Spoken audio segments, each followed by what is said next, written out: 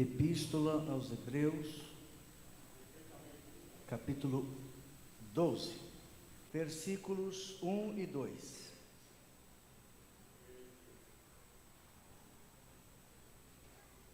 Quem encontrou, diga amém. Amém.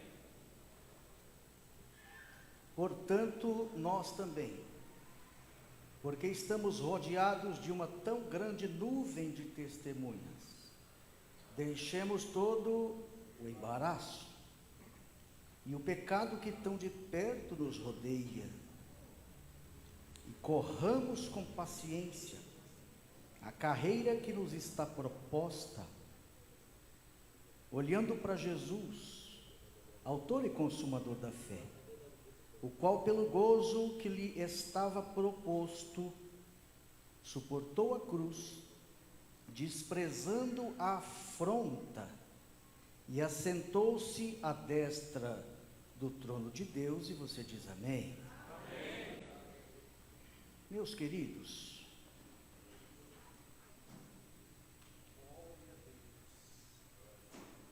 a pergunta que eu gostaria de iniciar sob a direção desse texto aqui esta noite é a seguinte pergunta: a sua motivação está em quê? A sua motivação está em quem? Nós lemos aqui um texto este muito especial. Não sabemos quem foi que escreveu esta epístola, mas quem escreveu tinha razões, conhecimento, e foi cheio do Espírito Santo, porque o conhecimento que este alguém tinha, tanto das Escrituras hebraicas, quanto de Deus, e também conhecimento da igreja, se faz notório por meio de suas palavras. Nós vivenciamos hoje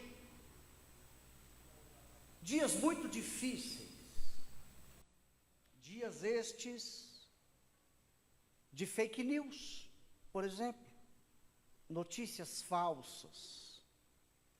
Vivenciamos dias difíceis, tal como dias de pessoas depressivas.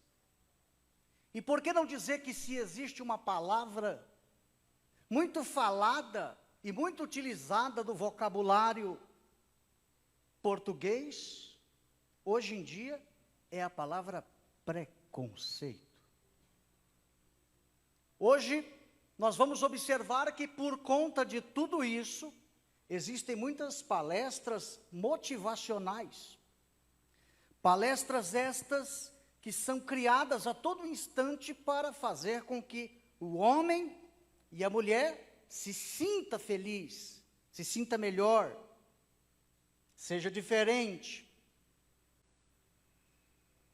Apesar de tudo isso, nós encontramos também, dentro das próprias igrejas, e por que não dizer, dos próprios púlpitos das igrejas, além de uma falsa interpretação, além de se utilizar versículos fora de um contexto, encontramos, infelizmente, em muitos lugares, palavras de autoajuda, palavras que venham levantar o seu autoestima, palavras que mais se ouvem em nossos púlpitos, são palavras nesse sentido. Palavras como bênção, palavras como vitória, palavras como cura, palavras como prosperidade, palavras como presente. Eu não nego que a Bíblia fala sobre tudo isso para nós, mas o que nós não podemos fazer é isolar textos, ou mentir, ou ser até desonestos para com o que diz a palavra de Deus, para que as pessoas que estão vivenciando este mundo, que eu disse agora há pouco, mundo este de fake news, mundo de depressão, de preconceitos, estas pessoas precisam ser alimentadas pela palavra de Deus. E a palavra verdadeira de Deus precisa continuar sendo pregada nos nossos púlpitos. E quem escreveu esta epístola, ele escreveu falando o que de fato alimenta, ajuda, corrobora, coopera, para que o homem seja um homem e uma mulher de Deus feliz na sua presença. E tudo isso você não vai observar nessa epístola palavras de massagem ao ego, palavras que levanta, palavras que colocam de pé, ou palavras que centralizam o homem, ou até faz culto ao homem, para poder levantar este homem diante de uma sociedade tão perversa que vivemos. Não, é a palavra pura e genuína de Deus, que tem o poder de fazer tudo isso. E aqui está um escritor que a gente não sabe quem é, mas que não se utilizou desse método para te levantar, para te colocar de pé, mas falou o que de fato sentiu pelo Espírito Santo. E hoje, se nós estamos aqui, é porque escritores sagrados, cheios do Espírito de Deus, falaram o que de fato Deus queria que eles dissessem. E aqui está uma epístola assim, de um escritor que não se utilizou de palavras para que o seu ego fosse alimentado, mas palavras vindas do Espírito de Deus, para que você pudesse ser feliz, para que você pudesse glorificar e aguentar tudo o que está acontecendo hoje na sociedade. Nós temos aqui nesse texto dois cenários. Nós temos aqui um cenário espiritual e um cenário histórico. O cenário espiritual, nós vamos perceber que muitos judeus aqui estavam se convertendo e abandonando o judaísmo. Esse momento aqui era um momento de transição. Estavam deixando as práticas judaicas e abraçando o cristianismo. Este era o cenário espiritual. O cenário histórico que enxergamos aqui nesse texto era um cenário de perseguição, um cenário de escárnios, de açoites, de cadeias, de apedrejamento, um cenário de intenso sofrimento. Qual é o propósito do escritor aqui nesse texto ou nessa epístola? Encorajar esses crentes, reanimar esses crentes, mostrando que mesmo em um contexto de dificuldade onde cada qual viviam, eles não poderiam desistir da carreira que estava proposta. Os capítulos 11 e 12 de Hebreus não podem, de forma alguma, ser interpretados separadamente um do outro. Por quê? Qual é a primeira palavra que aparece no versículo 1 do capítulo 12 da sua Bíblia? Portanto. E portanto traz o sentido de conclusão e não de introdução. Ninguém inicia uma história com a palavra portanto. O escritor aqui ele está fazendo o quê? Ele está concluindo o que ele começou a escrever no capítulo anterior. É por isso que nós não podemos interpretar este capítulo sem a presença do capítulo anterior.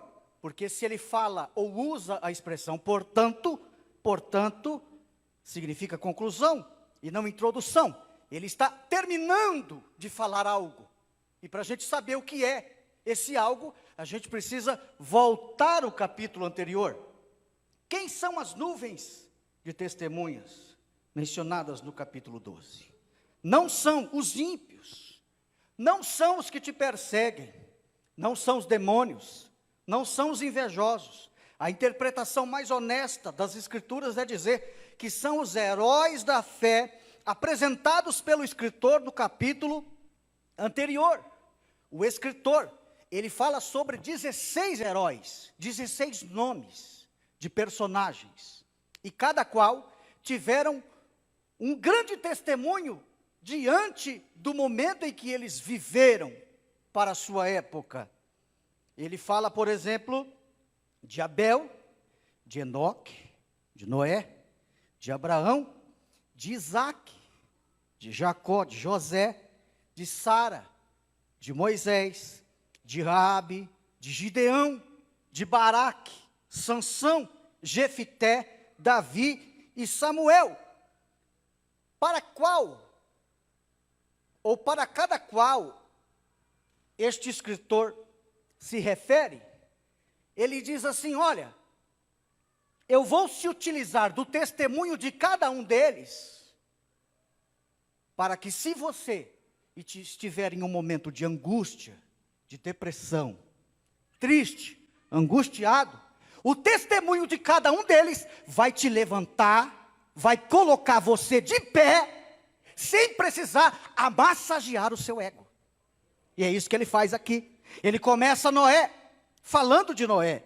Quem foi Noé? Um homem cheio de fé, obedeceu a Deus e construiu a arca. Ele continua sobre Abraão. Ele foi chamado amigo de Deus. Ele fala sobre Isaac, Jacó e José. Isaac e Jacó, herdeiros da promessa, e José, governador do Egito. Ele também fala de Sara, que acredita na promessa, e Deus lhe visita dando Isaac, algo impossível. Note que até agora, ele está citando o nome de personagens, para que você reflita, e você imagine. Assim como Deus foi na vida de todos esses que eu citei aqui, Ele também é na sua vida. E ele continua. Moisés, o mediador entre Deus e o povo. Raabe, pela fé, não pereceu quando acolheu os espias. Ele fala de Gideão, ele fala de Baraque, ele fala de Sansão, juízes, mediadores entre Deus e o povo. E ele fala de Jefité. E antepenultimamente, ele usa Davi, um rei de Israel, que pecou, é verdade, pecou muitas vezes, pagou pelos seus pecados, mas Deus foi com ele, porque Deus é um Deus de misericórdia. Sabe por que ele está citando Davi aqui? Porque ele está te vendo em pleno século 21, assim como Davi errou, você também erra, e ele não precisa massagear o teu ego para te levantar. Ele cita o exemplo de Davi para dizer: assim como eu fui com ele, eu serei contigo. Ele fala de Samuel. Ele diz que Samuel foi profeta e foi sacerdote. Note, meus irmãos, que ele usa 16 pessoas para dizer o quê? Olha, eu vou mostrar para vocês que estão vivendo em um momento difícil, de angústia, tristes, cabisbaixo, por causa das perseguições da vida. Lembre-se que eu fui com todos estes homens. E assim como eu fui com eles, eu não mudo. Eu também sou na sua vida. Você pode levantar a mão e adorar ao Senhor? O que é que o escritor está fazendo aqui? Ele se apresenta aqui nesse texto como um técnico de um grande time, de uma grande seleção. É isso que o escritor faz. Ele diz que esse técnico ou esse time começa com uma grande maratona. E essa maratona são os Jogos Olímpicos, uma espécie de Copa do Mundo da época, e está dizendo através da carta que eu e você fomos convocados a correr. Por incrível que pareça, você acordou e veio no culto hoje, e percebeu uma coisa muito importante, que o teu nome está na lista. Ele está dizendo assim: olha, eu convoquei você para correr, mas eu não posso, eu estou triste, eu estou cabisbaixo, eu não sei o que eu faço. A pessoa que eu queria que ganhasse as eleições não ganhou, e agora acabou-se tudo. Não, por que não? Eu vou citar para você 16 nomes, para ver se encoraja a tua festa à noite. Eu fui com eles, e eu serei contigo também. Ei, o controle não caiu da mão de Deus. Deus está no controle de tudo. Eu vou repetir: Deus está no controle de tudo. O controle está na mão de Deus, meus irmãos. Será que você pode adorar a Ele aqui esta noite? O que temos aqui, pastor, nesse texto? Uma maratona que já começou. Um técnico que a gente não sabe o nome dele, que escreveu essa epístola, dizendo que eu e você fomos convocados a correr. E ele faz o quê? Ele nos apresenta, a fim de nos encorajar, uma lista com 16 antigos corredores, que suportaram até o final, e foram vencedores. É isso que esse homem está fazendo aqui. Então, para repetir, e para que fique gravado no seu coração, o dono do maior time contratou um técnico. E esse técnico convoca alguns nomes para correr na maratona. E por incrível que pareça, o seu nome aparece na lista. É interessante, irmãos, que talvez o seu nome não apareça nas maiores listas hoje da sociedade. Talvez seu nome não apareceu na lista da FUVEST. Talvez seu nome não aparece nas grandes listas de aniversário ou de casamento. Talvez o seu nome não aparece na lista de empregados de uma empresa multinacional.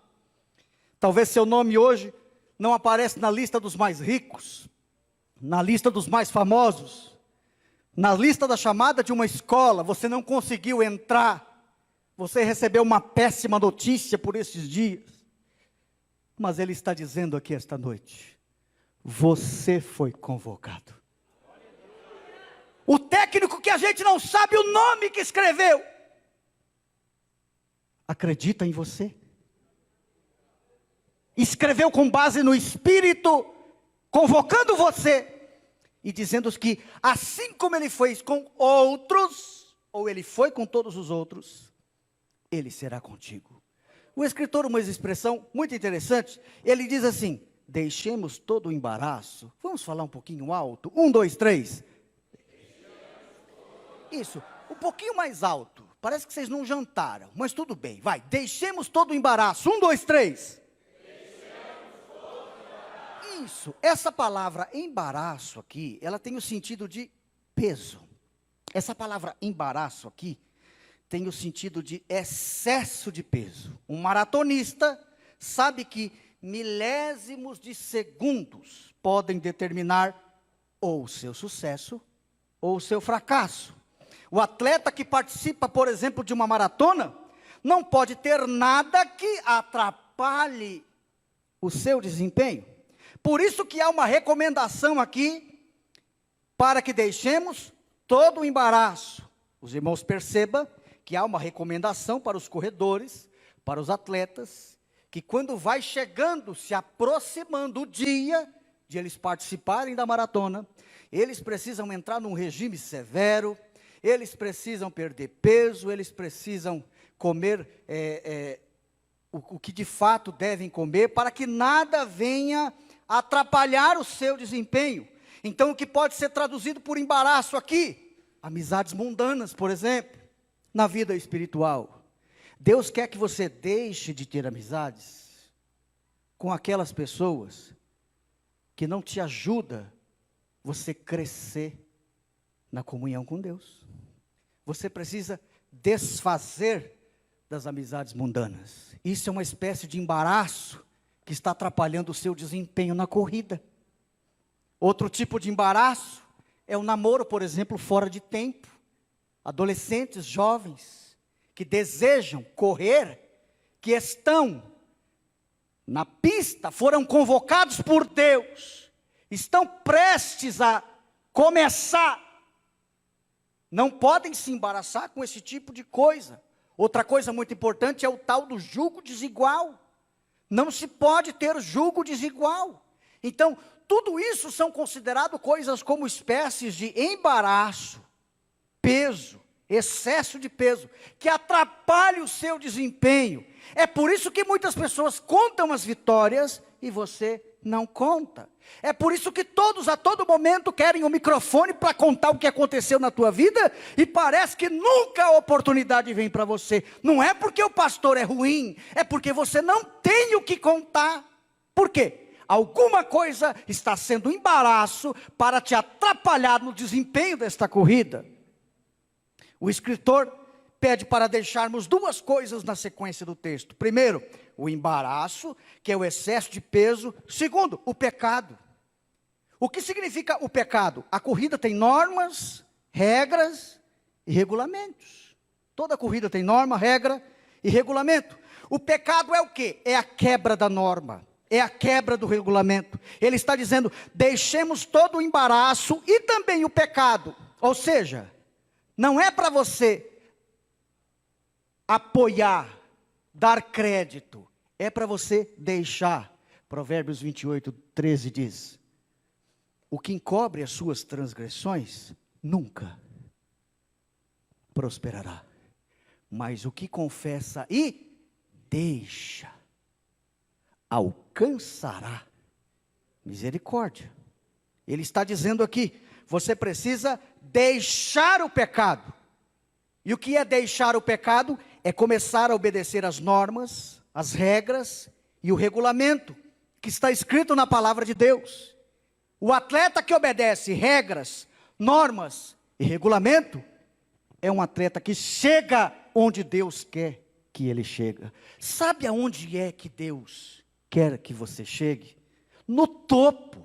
Deus quer que você chegue muito longe. Deus quer que você conquiste os objetivos que Ele, por meio da sua vontade, reservou para você. Mas Ele está dizendo que existe algo que está te prendendo, que está te amarrando, que está aí sendo excesso de peso, está atrapalhando o teu desempenho. Aqui esta noite, muitos que vieram aqui para correr, vão voltar correndo, mas correndo diferente, porque o excesso de peso vai sair, o pecado vai embora, e você vai alcançar o troféu da vitória.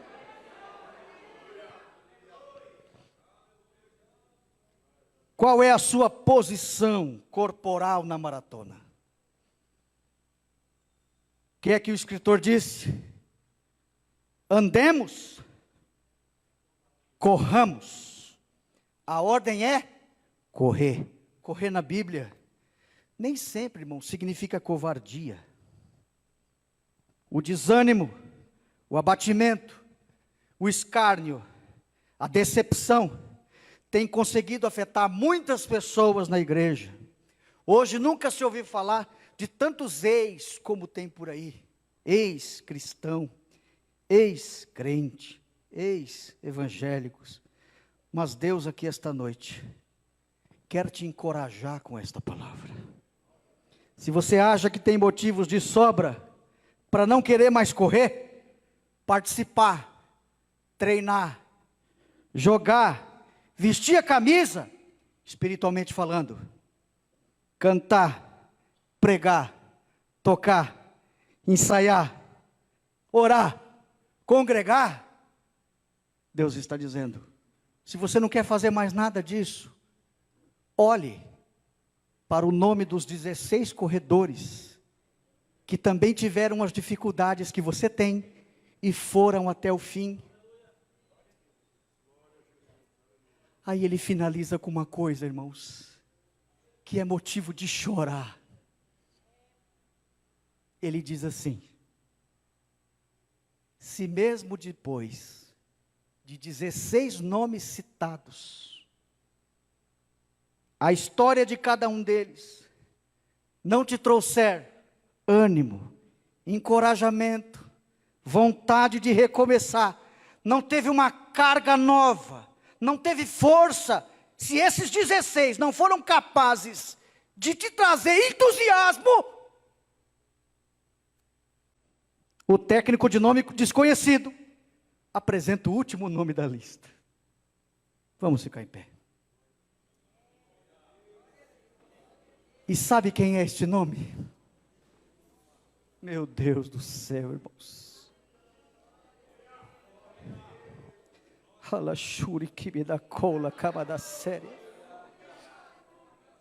Se o nome de Abel, se o nome de Enoque, se o nome de Noé, se o nome de Abraão, de Isaac, de Jacó, de José, de Sara, de Moisés, de Raabe, de Gideão, de Baraque, de Sansão, de Jefité, de Davi e de Samuel, não foram suficientes para levantar a sua vida aqui esta noite.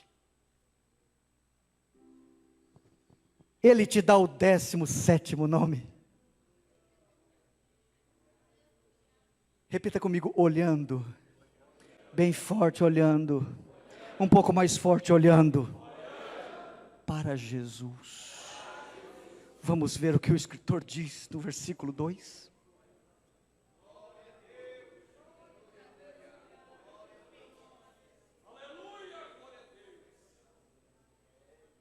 Ele suportou a cruz.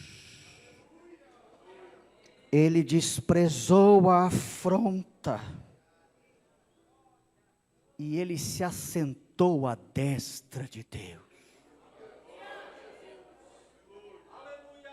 Se 16 nomes não foram suficientes para te levantar aqui esta noite, ele apresenta. A gente nem sabe o nome dele. Mas ele diz, olha, se não foram suficientes, tem um que vai fazer você se jogar no chão de humilhação. Tem um que vai fazer você parar com todo o embaraço, com todo o pecado que te rodeia. Se as nuvens de testemunhas não foram suficientes para levantar a tua vida aqui esta noite, hoje no culto não tem palavra de autoajuda para te levantar. Tem um nome que é acima de todo nome, e que o técnico desconhecido, que a gente não sabe o nome dele, falou para mim e para você aqui esta noite. É Jesus.